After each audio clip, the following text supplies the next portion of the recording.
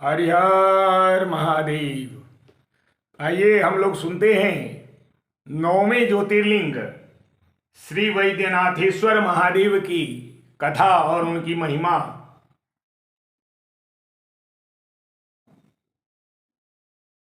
राक्षस राज रावण, जो बड़ा ही अभिमानी और अपने अहंकार को प्रकट करने वाला था, उत्तम पर्वत कैलाश पर भक्ति भाव से भगवान शिव की आराधना कर रहा था।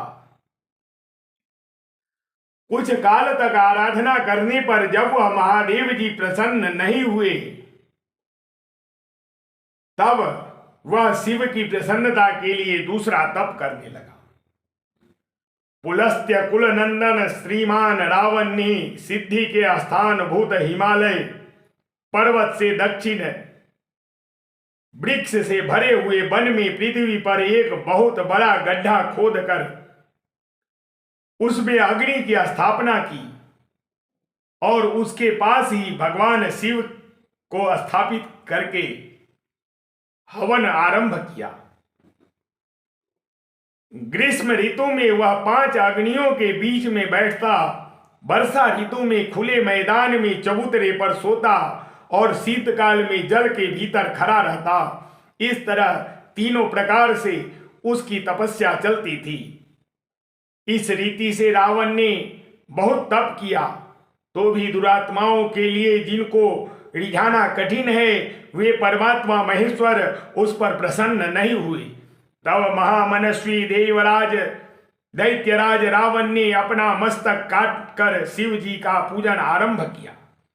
विधि पूर्वक शिव जी की पूजा करके वह अपना एक एक सिर काटता और भगवान शिव को समर्पित कर देता था। इस तरह उसने क्रमशः अपने 9 सिर काट डाले। जब एक सिर बाकी रह गया, तब भक्त वत्सल भगवान शंकर संतुष्ट एवं प्रसन्न हो वही उसके सामने प्रकट हो गए। भगवान शिव ने उसके सभी मस्तकों को पूर्ववत निरोग करके उसे उसकी इच्छा के अनुसार अनुपम उत्तम बल प्रदान किया।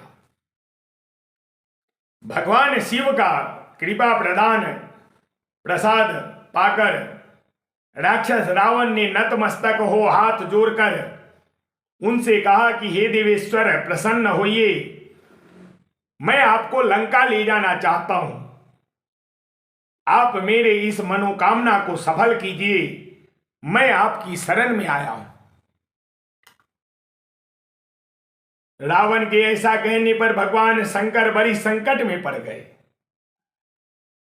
और अनमने होकर बोले, हे राक्षस राज,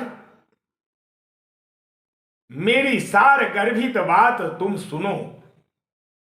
मेरी इस उत्तम लिंग को भक्ति भाव से अपने घर को ले जाओ, परंतु जब तुम इसे कहीं भूमि पर रख दोगे, तब यह वहीं पर स्थिर हो जाएगा, इसमें संदेह नहीं है। अब तुम्हारी जैसी इच्छा हो वैसा तुम करो। भगवान शंकर के ऐसा कहने पर राक्षस राज रावण बोला, ठीक है प्रभु। यह कहकर वह शिवलिंग साथ लेकर अपने घर की ओर चला, परंतु मार्ग में भगवान शिव की माया से उसे मूत्रोत्सर्ग की इच्छा हुई। पुलस्त्य नंदन रावण सामर्थ्यशाली होने पर भी मूत्र के वेग को रोक न सका। इसी समय वहां आसपास एक ग्वाले को देखकर उससे प्रार्थना पूर्वक वह शिवलिंग उसके हाथ में थमा दिया और स्वयं मूत्र त्याग के लिए बैठ गया। एक मुहूर्त बीत जाने पर भी वह ग्वाला उस शिवलिंग के भार से अत्यंत पीड़ित हो व्याकुल हो गया। तब उसने उसे पृथ्वी पर रख दिया। फिर तो वह हीरकमय शिवलिंग वहीं स्थित हो गया।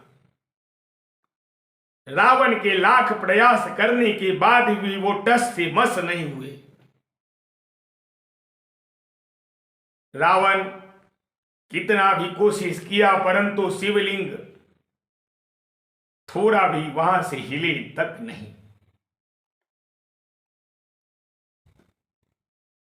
वह शिवलिंग वहीं स्थापित हो गए। वह दर्शन करने मात्र से संपूर्ण अभिष्ट को देने वाला और पाप राशियों को हरने लेने वाला वही शिवलिंग तीनों लोकों में वैद्यनाथेश्वर नाम से प्रसिद्ध हुए। वे सत्य पुरुषों को भोग और मोक्ष देने वाले हैं। यह दिव्य उत्तम एवं श्रेष्ठ ज्योतिर्लिंग दर्शन और पूजन से समस्त पापों को हर लेता है और मोक्ष की प्राप्ति कराता है। वह शिवलिंग जब संपूर्ण लोकों के हित के लिए वहीं स्थित हो गया तब रावण भगवान शिव का परम उत्तम वर पाकर अपने घर को चला गया। वहां जाकर वह महान असुर बड़े हर्ष के साथ अपनी प्रिय मंदोदरी को सारी बातें कह सुनाई। इंद्र आदि संपूर्ण देवताओं और निर्मल मुनियों को जब यह समाचार प्राप्त हुआ तब वे परस्पर सलाह करके वहां आए। उन सबका मन भगवान शिव में लगा हुआ था। उन सब देवताओं ने उस समय वहां बड़ी प्रसन्नता के साथ शिव का विशेष पूजन किया। वहां शंकर का प्रत्यक्ष दर्शन करके देवताओं ने उस शिवलिंग की विधिवत स्थापना की और उनका वैद्यनाथ नाम रखकर उनकी वंदना की और स्तवन करके वे स्वर्ग लोक को चले गए। ऋषि पूछते हैं, हे सूत जी, जब वह शिवलिंग वहीं पर स्थित हो गया तब रावण अपने घर को चला गया, तब वहां कौन सी घटना घटित हुई यह आप हमें बताइए। तब सूत जी कहते हैं कि हे ब्राह्मणों, भगवान शिव का परम उत्तम वर पाकर महान असुर रावण अपने घर को चला गया। वहां उसने अपनी प्रिया से सब बातें कही और वह अत्यंत आनंद का अनुभव करने लगा। इधर इस समाचार को सुनकर देवता घबरा गए कि पता नहीं वह देवद्रोही महादुष्ट रावण भगवान शिव के वरदान से बल पाकर क्या करेगा। उन्होंने नारद जी को भेजा। नारद जी ने जाकर रावण से कहा, रावण, तुम कैलाश पर्वत को उठाओ, तब पता लगेगा कि शिव जी का दिया हुआ वरदान कहां तक सफल हुआ है। रावण को यह बात जच गई। तब उसने जाकर कैलाश को उखाड़ लिया। इससे सारा कैलाश हिल उठा। तब गिरिराज के कहने पर महादेव ने रावण को घमंडी समझकर इस प्रकार शाप दे दिया और अपने अंगूठे से उस पहाड़ को दबा दिया। पहाड़ के अंगूठे से दबाते ही रावण व्याकुल हो गया और महादेव की आराधना करने लगा। तो वो तांडव स्तोत्र का रचना करके शिव जी को तांडव सुनाने लगा। इस पर शिव प्रसन्न होकर अपने अंगूठे का भार हटा दिए और उसे श्राप दे दिए। अरे दुष्ट भक्त दुर्बुद्धे रावण, तू अपने बल पर इतना घमंड कर रहा है। तेरी इन भुजाओं का घमंड चूर करने वाला वीर पुरुष शीघ्र ही इस जगत में अवतीर्ण होगा और तेरा नाश करेगा। इस प्रकार रावण वहां से फिर लंका को लौट आते हैं और रावण प्रसन्न चित्त होकर जैसे आया था उसी प्रकार लंका में लौटकर रहने लगता है। इस प्रकार वैद्यनाथेश्वर महादेव की महात्म्य आप लोगों ने सुना, जिसके सुनते ही समस्त पापों का क्षय हो जाता है। इसके बाद